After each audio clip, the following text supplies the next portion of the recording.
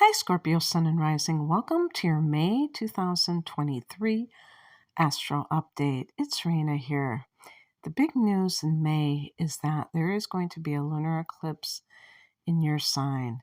And this is the last eclipse in Scorpio for this pair of eclipses. There will be one more eclipse in Taurus, a lunar eclipse as well, in October, and then the series is done. But with all of the energy in Taurus during May, and not just because it happens to be Taurus season as the month begins, but we have some outer planets that are also in Taurus. This is very much associated for you with relationship issues as well as legal affairs. So let's start at the beginning. On the first of the month, Pluto goes retrograde at 22 minutes of Aquarius. This is another fixed sign like you, Scorpio, and this is actually falling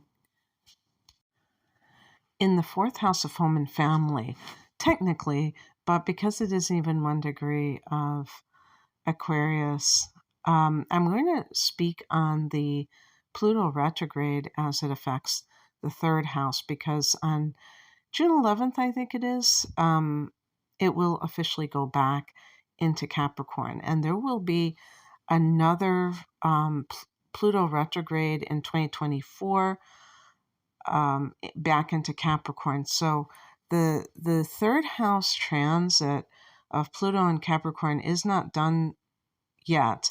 And for your personal chart, this may also be the case anyway for 2023 and into 2024, or even throughout 2024. So the reason that I want to stress this is because I would rather talk about something that is more likely to occur. Pluto is a very slow-moving planet. And this is one of your rulers, so, you have to sit up and take notice about what this means. Now, when Pluto, even though Pluto is an outer planet, its placement in the natal chart as well as a transit through some of your houses in the natal chart are going to affect you personally, or have the potential to affect you personally. And the third house is the house of the mind. This is, you could just say, the mind in general, also the mundane mind, which is learning facts and how to do things and things of that nature. But you could even look at the third house as the nature of the mind. So if somebody in their natal chart has Neptune in the third house, for instance, they may have a very intuitive mind. But anyway, when Pluto goes retrograde, or any planet goes retrograde, it's internalizing the process. Well, with Pluto, it really is. With every retrograde, there is the reflection that takes place, the rethinking, things of that nature. But with Pluto being about going beneath the surface, this can really be a time when you trace your own thoughts, perhaps, since you are Scorpio, tracing your own reactions to life and how they begin with the thoughts that you think. It would be a very powerful time for meditation, because you may find that you are able to unearth a lot more of the things that challenge you at this time. And if there has been some kind of issue with siblings, because that can be the third house as well, this can be a time for you to look at your part in this, because one of the main reasons that siblings fight in the first place is because of a parent who's a narcissist. And that parent has designated one child to kind of shower their affection on and give them special privileges. We call that the golden child. And in that dynamic, it can create resentment with siblings towards each other. And actually, this is one of the reasons that a narcissist does that, to kind of break the bond between siblings so that they are not kind of bonding against and banding against the narcissist. The narcissist has more power when he or she can destroy the relationship of siblings. So you may realize how you have contributed to this, even if you're the one who feels like you were singled out, that you were the scapegoat. It can give you that psychological insight, and maybe even help you to heal that relationship in some cases. But anyway, this is going to be going on for several months. I don't know when Pluto goes direct. On the 5th, there's that lunar eclipse in your sign, 14 degrees of Scorpio. And this is all about letting go of something. So for some of you, this is going to be in your 12th house. And, it's very interesting, whether it's in your 12th house or your first house, it can still operate in similar ways. The only difference is that the 12th house, it will be more on the internal level. And if it is in the first house, if you are born at 14 degrees, your sun or your ascendant and beyond, it'll be in your first house. And in that case, it might have more of a tangible effect on your life, like some ending.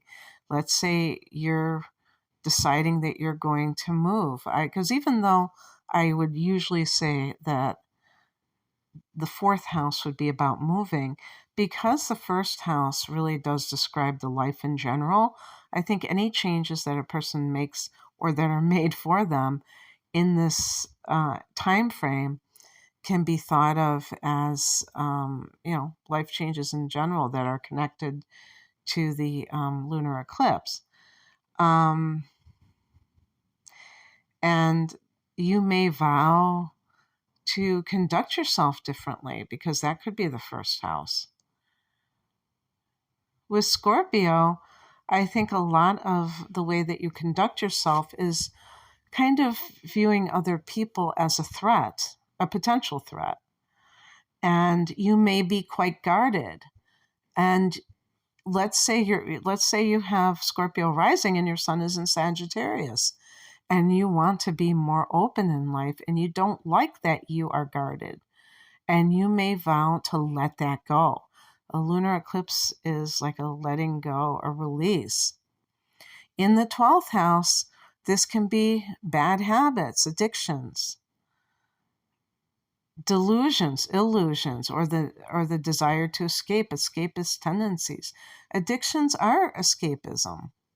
But other things, addictions can be non-substance abuse. They can be, addictions to the internet, escaping in old movies. Some addictions are not as toxic as others, but they still can create an avoidant personality, and the person isn't really trying to solve their problem or problems.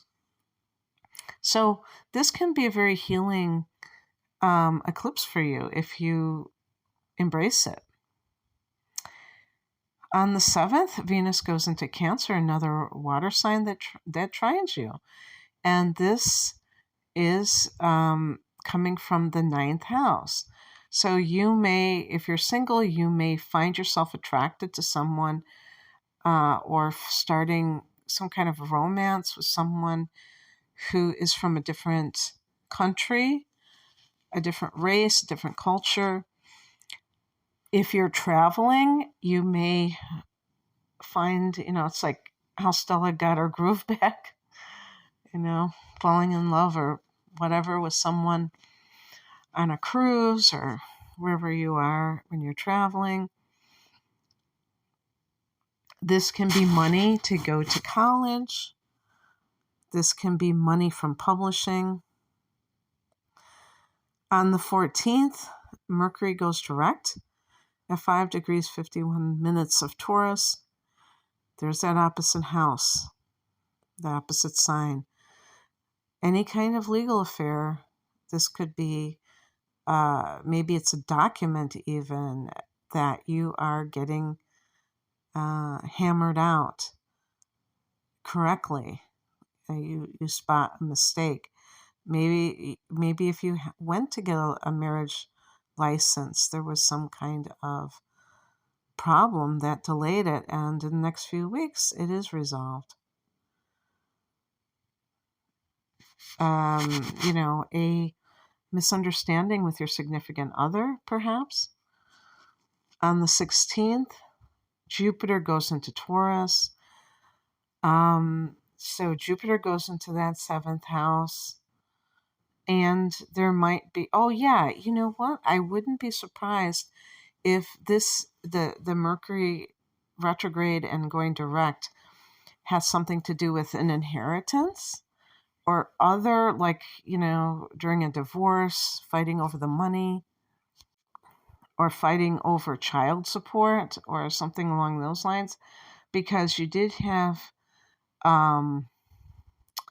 Mars in Gemini for 7 months, and that would have been in the 8th house. So Mars can be some kind of fight over shared resources in the 8th house.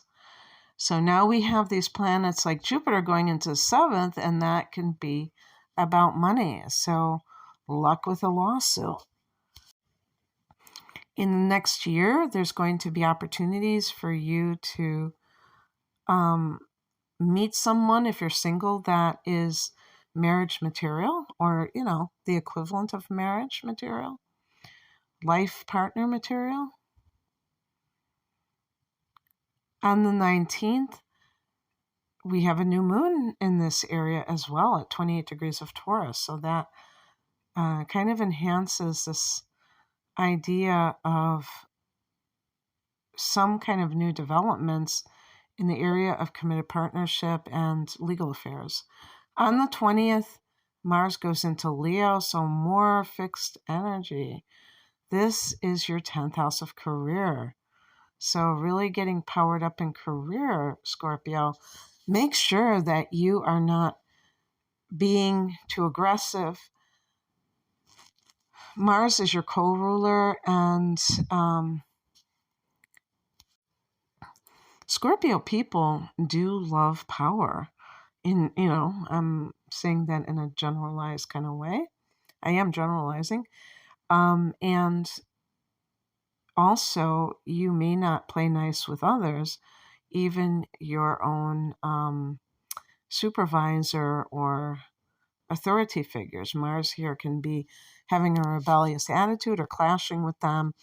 And if you are someone who is trying to climb the ladder of success and you have this opportunity, don't blow it with being overly aggressive or overly competitive, because you could piss off the wrong person, and you could piss off somebody that has the authority to cut you down to size. But if you are savvy, and I was going to say, those Sun in Scorpio people who have inner planets in Libra, you may know how to finesse things. This can be a very productive period for you, and you could see advancement as a result of this. If you play your cards right, if you are being careful not to be overly aggressive. On the 21st, the sun goes into Gemini. For you, this is that 8th house. This is the house that you rule in astrology. So you feel at home with this transit of the sun here. And of course, there will be, well, actually, there won't be. Venus is already into Cancer, and Mars certainly is not in Gemini right now. So it's a very interesting time that you're not going to have some of these personal planets there. But Mercury will definitely go there in the near future. But anyway, that's what I have for you, Scorpio. I hope that this resonated. If you would like a private reading, I'm promoting my double readings. The deep dive reading, perfect for Scorpios, hour of natal chart analysis, hour of transits for the upcoming 12 months. And I also have a package deal with the tarot called the Whole Enchilada, and these are specially priced compared to if you bought them separately, because sometimes people, they don't want, they don't like one thing versus the other, or they just want to buy a single reading. And if you do the math, you'll see you save a lot of money by getting both of those together. But I do have standalone readings, and not just with chart analysis, but life path, career types, relationship readings, and so on and so forth. I'm at RainaMoonAstrology.com. The link is below. Take care. Bye.